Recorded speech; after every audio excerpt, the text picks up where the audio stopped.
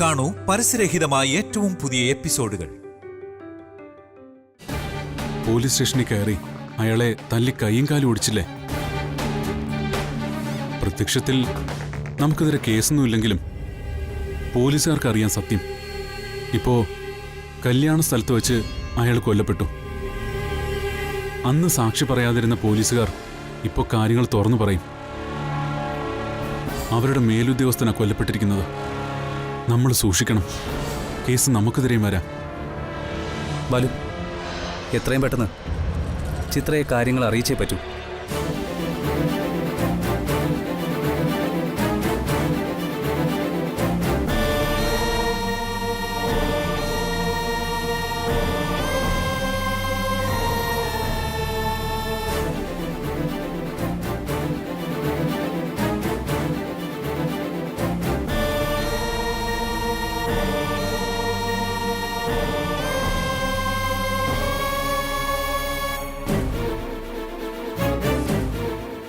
ബാലു, ചിത്ര എവിടെ?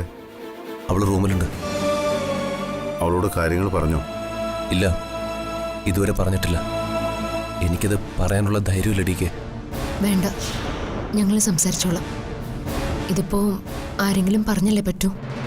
ഡിക്കെ, നമുക്കെന്തെങ്കിലും കുഴപ്പം വരുമോ? അന്വേഷണം നമ്മുടെ നേരെയും വരാം. അവിനാശിന്റെ ശത്രുക്കളെ ആയിരിക്കും പോലീസ് ആദ്യം അന്വേഷിക്കുന്നത്. അപ്പോ നമ്മൾ അറസ്റ്റ് ചെയ്യോ? എന്തും പ്രതീക്ഷിക്കാം. എന്തായാലും ആദ്യം ഞങ്ങൾ ചിത്രയോട് സംസാരിക്കട്ടെ. ജ്യോതി,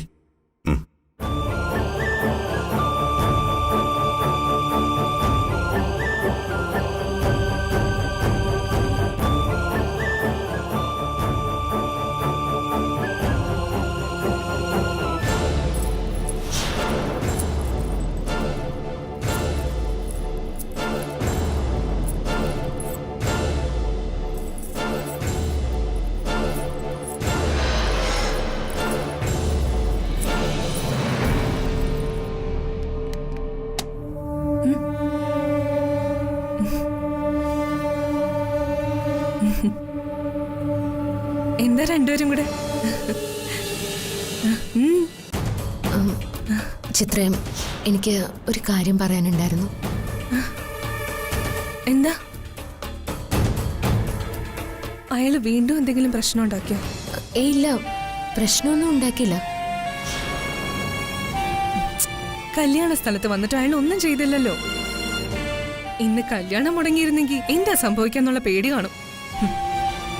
പിന്നെ വാശി കാണിക്കാൻ അവിടം വരെ വന്നേ ഉള്ളൂ. ഏതായാലും കുഴപ്പമൊന്നും കൂടാതെ കല്യാണം നടന്നല്ലോ. അതിന് ദൈവത്തിനോട് നന്ദി പറയണം. കുഴപ്പമുണ്ട് ചിത്ര. എന്ത് കുഴപ്പം ജ്യോതി? ഞാൻ പറയുന്നത് നീ ഒന്ന് സമാധാനത്തോടെ കേൾക്കണം. നിങ്ങൾ കാര്യം എന്താന്ന് വെച്ചാ പറ. അയാള് പിന്നെ ഉപദ്രവിച്ചോ? ഇല്ല, അതൊന്നുമല്ല. കഷ്ടം.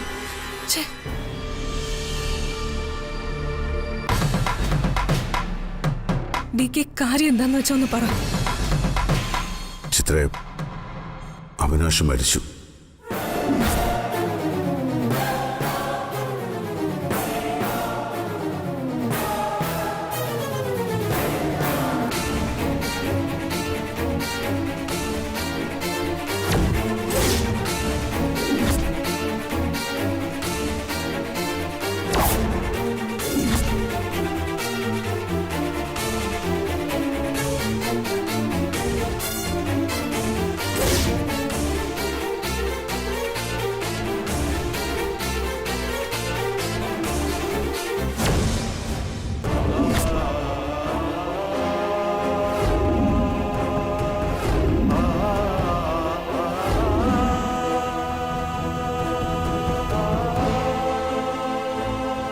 എന്താ സംഭവിച്ചെന്നറിയില്ല.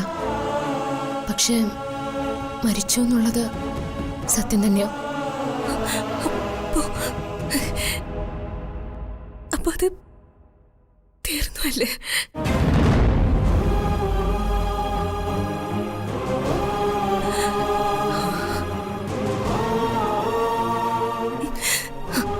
നന്നായി.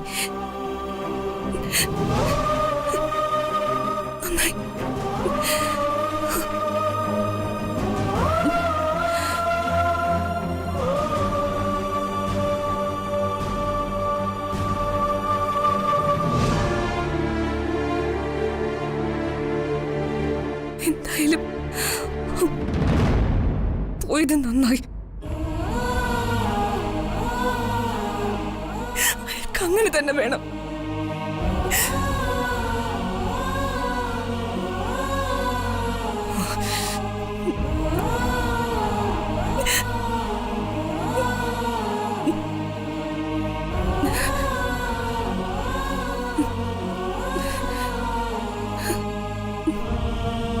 അയച്ചി അയാള് പോയി. അയാളങ്ങനെ തീർന്നു.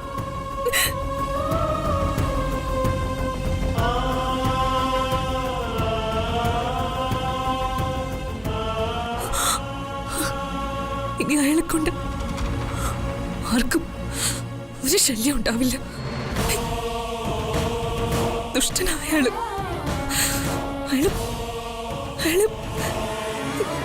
ഇവിടെ ആരും ജീവിക്കാൻ വിട്ടിട്ടില്ലല്ലോ. ഒന്ന് നേരെ ശ്വാസം വലിക്കാൻ അനുവദിച്ചിട്ടില്ല. അയാള് പോയതെന്തായാലും എന്റെ ജീവിതത്തിന് നല്ലതേ ചെയ്യൂ.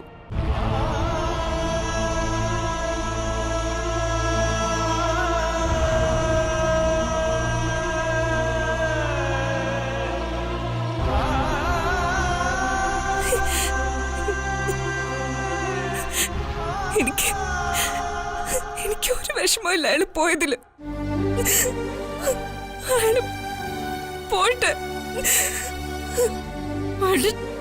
അയാളുടെ ശല്യം തീർന്നല്ലോ.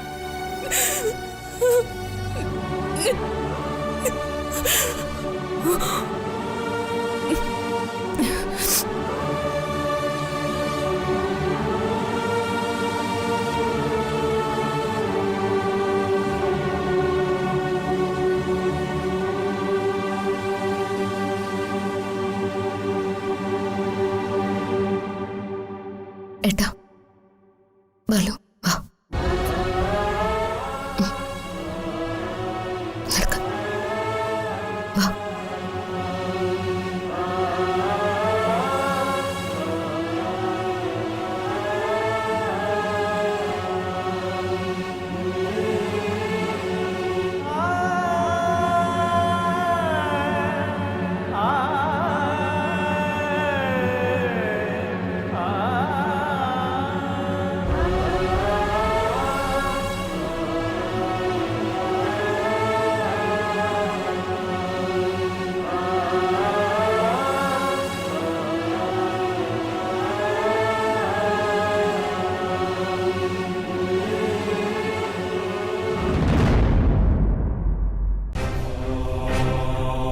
ഇതിപ്പോ നമ്മൾ വിചാരിക്കാത്ത രീതിയിലേക്കാണല്ലോ കാര്യങ്ങൾ പോകുന്നത്.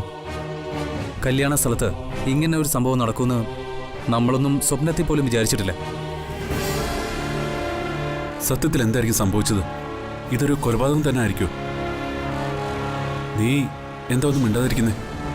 എടാ, നീ ചിത്രയുടെ അടുത്തേക്ക് ചെല്ല്. നീ അവളെ ഒന്ന് ആശ്വസിപ്പിക്കേ. എനിക്കൊന്നിനും പറ്റുന്നില്ല ശ്രീയേട്ടാ. ഞാൻ അവളോട് എന്ത് ആശ്വാസവാക്ക് പറയാനാ?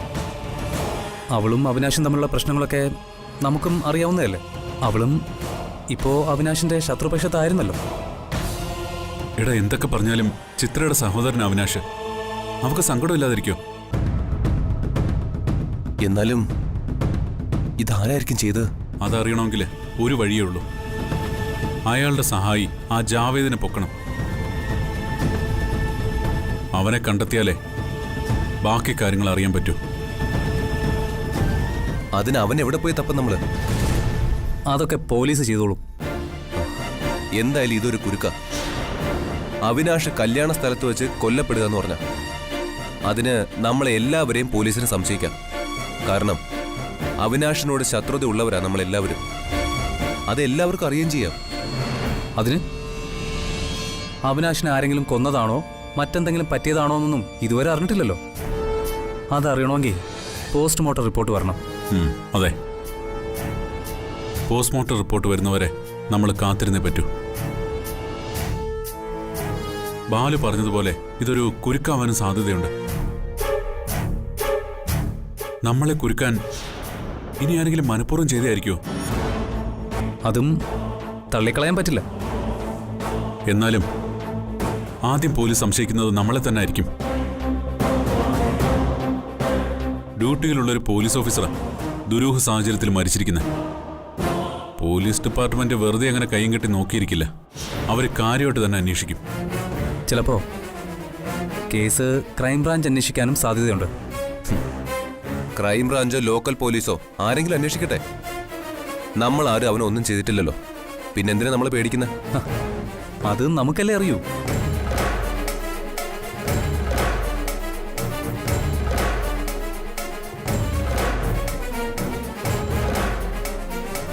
എന്തായാലും നമ്മളെല്ലാം ഒന്ന് സൂക്ഷിക്കുന്നത് നല്ലതാ.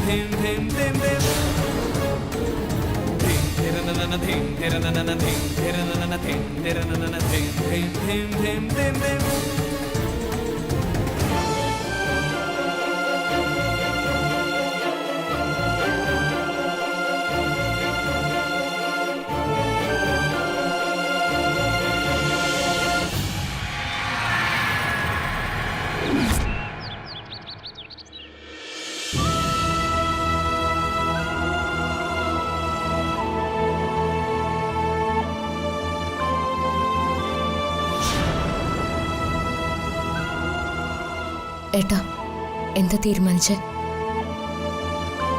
എന്തെങ്കിലും ചെയ്യണ്ടേ? അഭിലാഷ് എത്ര വലിയ ശത്രുവായാലും ചിത്രയുടെ സഹോദരനാ മോനെ. അവൾക്ക് അവിനാശിനോട് ഒരു താല്പര്യമില്ലെന്നുള്ളത് സത്യം തന്നെയാ. പക്ഷേ അവൾക്ക് എന്തോന്ന് പറയാൻ അവൻ മാത്രമല്ലേ ഉള്ളൂ. മരിച്ച ഒരാളോട് പക പാടില്ലെന്നാ എനിക്കും തോന്നുന്നു. ഈ കുടുംബത്തോട് സ്നേഹവും ആത്മാർത്ഥതയുള്ളവളാ ചിത്ര. എന്നാലും സ്വന്തം സഹോദരന്റെ അന്ത്യകർമ്മങ്ങൾ ചെയ്ത് ശവമടക്കം നടത്തണമെന്ന് അവൾക്കും ആഗ്രഹം ഉണ്ടാവില്ലേ? മൈസൻ, ജ്യോതി പറഞ്ഞതാ കറക്റ്റ്. നമ്മളോടൊക്കെ ഒരുപാട് ദ്രോഹം ചെയ്തവനാ അവൻ. ഈ കുടുംബത്തെ നശിപ്പിക്കാൻ ശ്രമിച്ചവനുമാ. പക്ഷേ ചിത്ര നമ്മുടെ വീട്ടിലെ കുട്ടിയാ. അതുകൊണ്ട് അവളുടെ സഹോദരന്റെ മരണാന്തര ചടങ്ങുകളൊക്കെ ഒരു കുറവും വരുത്താതെ നടത്തണം. ശരി. എന്തായാലും നിങ്ങൾ ചിത്രയോടൊന്ന് സംസാരിക്കേ. ബാക്കി കാര്യങ്ങൾ ഞാൻ ചെയ്തോളാം. വാ അമ്മ.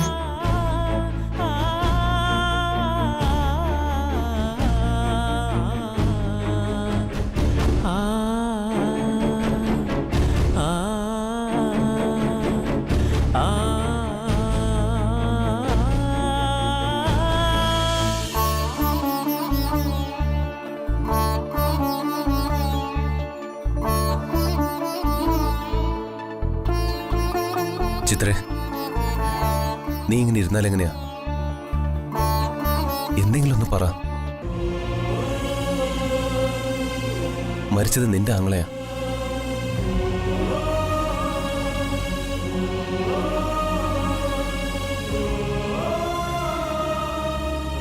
മോളോടെ ഇരിക്കുക. ആ മോളെ, നിന്റെ ആങ്ങളെയായിരുന്നെങ്കിലും ദുഷ്ടനായിരുന്നു അവൻ. ആർക്കു വേണ്ടിയും നല്ലത് ഇതുവരെ അവനൊന്നും ചെയ്തിട്ടില്ല. പക്ഷെ അതെങ്ങനെയാ? അതേ, ജന്മബന്ധം എന്നൊന്നുണ്ട്. അതുകൊണ്ട് എല്ലാ കർമ്മങ്ങളും ചെയ്തു തന്നെ വേണം അവനെ അടക്കാൻ. നമ്മളെല്ലാം ഇത്രയേറെ ദ്രോഹിച്ചിട്ടും നമ്മൾ ഇനി അയാൾക്ക് വേണ്ടി ഇതൊക്കെ ചെയ്യണോ? കൂടപ്പിറപ്പാണ്, സമ്മതിച്ചു. പക്ഷെ ഇന്ന് വരെ അയാൾ നമ്മളോട് അങ്ങനെ കരുതിയിട്ടുണ്ടോ? അങ്ങനെയല്ല ചിത്ര. എന്തൊക്കെ പറഞ്ഞാലും അയാൾ നിന്റെ കൂടപ്പിറപ്പല്ലേ. കർമ്മങ്ങൾ ചെയ്യാൻ ആളില്ലാതെ അനാഥമായി പോകാൻ പാടില്ല. അതിപ്പോ അയാളോട് എന്തെങ്കിലും സിമ്പതി ഉള്ളതുകൊണ്ടല്ല ഈ പറയുന്നത്. കർമ്മങ്ങൾ ചെയ്തില്ലെങ്കിൽ അവന്റെ ആത്മാവിന് മോക്ഷം കിട്ടാതെ ഈ ഭൂമിയിൽ തന്നെ നിൽക്കും. അത് നമുക്ക് എല്ലാവർക്കും ദോഷം. ചിത്രേ, അമ്മയും ചോദ്യം പറയുന്നത് ശരിയാ. നമുക്കവന്റെ കർമ്മങ്ങൾ ചെയ്യണം, ശവ ഏറ്റുവാങ്ങി അടക്കണം. അതിനിപ്പോ ആരാ കർമ്മം ചെയ്യാനുള്ളത്? പെണ്ണുങ്ങൾക്ക് കർമ്മം ചെയ്യാൻ പറ്റൂ? ഞാൻ ചെയ്യാം. അവന്റെ അന്ത്യകർമ്മങ്ങളെല്ലാം ഞാൻ ചെയ്യാം. നന്നായി മോനെ, വേഗം അതിനുള്ള ഏർപ്പാടുകൾ ചെയ്യുക. ചിത്ര,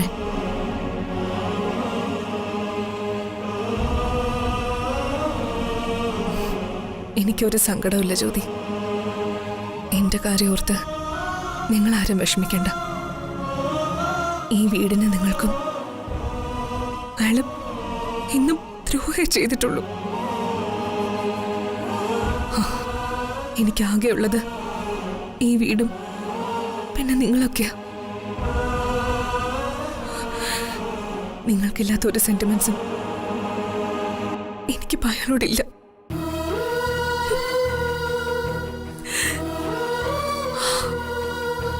നിങ്ങളൊക്കെ എന്ത് തീരുമാനിച്ചാലും ഞാനതിനൊപ്പം നിൽക്കും.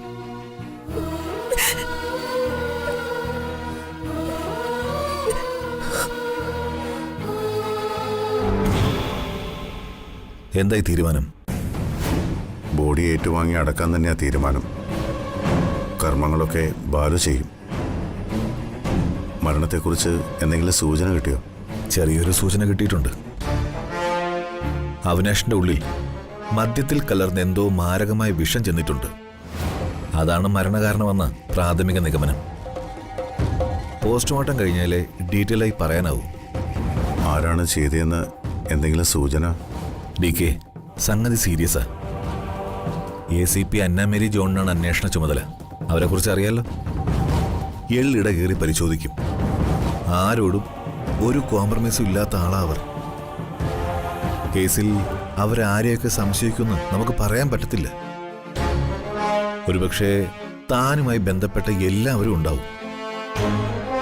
ഏത് നിമിഷവും ചോദ്യം ചെയ്യാൻ അവർ ഇവിടെ കയറി വരും. അതൊന്നും എനിക്ക് തടയാൻ പറ്റില്ല. തടയണമെന്ന് ആര് പറഞ്ഞു? അവർ വരട്ടെ, ചോദിക്കാനുള്ളതൊക്കെ ചോദിക്കട്ടെ. പക്ഷേ സത്യത്തെ വളച്ചൊടിക്കാനൊന്നും പറ്റില്ലല്ലോ. വളച്ചൊടിക്കേണ്ട ഒരു കാര്യവുമില്ല. ഇപ്പൊ തന്നെ തെളിവുകളെല്ലാം തനിക്കും തന്റെ വീട്ടുകാർക്കും എതിരാ. എടോ, കല്യാണ സ്ഥലത്താ അവന്റെ ബോഡി കാണപ്പെട്ടത്. അവിടെ നിങ്ങൾ എല്ലാവരും ഉണ്ടായിരുന്നു. പോരെങ്കിൽ താനും അവനും തമ്മിലുള്ള ശത്രുതയാ പോലീസ് സ്റ്റേഷനിൽ കയറി അവന്റെ കൈയും കാലും തല്ലി ഒടിച്ചത്. അതിനു മുമ്പ് നടന്ന പ്രശ്നങ്ങൾ, തന്റെ അനിയത്തിയുമായുള്ള ബന്ധം, അതിനെ തുടർന്നുള്ള മറ്റു പ്രശ്നങ്ങൾ എല്ലാം അന്വേഷണ വിധേയമാവും. പോലീസിന് എത്രയും പെട്ടെന്ന് ഒരു പ്രതിയെ കിട്ടിയേ പറ്റൂ. ഡ്യൂട്ടിയിലുള്ള ഒരു പോലീസ് ഓഫീസറാ കൊല്ലപ്പെട്ടത്. ഡ്യൂട്ടിയിലോ? അതിനവൻ കൈയും കാലും ഒടിഞ്ഞ് കിടപ്പല്ലായിരുന്നോ? ഡോ, താൻ അവന്റെ കൈയും കാലും ഓടിച്ചതിൽ പിന്നെ അവൻ ലീവിലായിരുന്നു. പക്ഷേ സർവീസിലുള്ള ഒരു പോലീസ് ഉദ്യോഗസ്ഥൻ ലീവിലാണെങ്കിലും അയാൾ ഡ്യൂട്ടിയിലാണെന്നേ പരിഗണിക്കൂ. ഇത് കുട്ടിക്കളി അല്ല ഡി കെ, കളി കാര്യമാവും.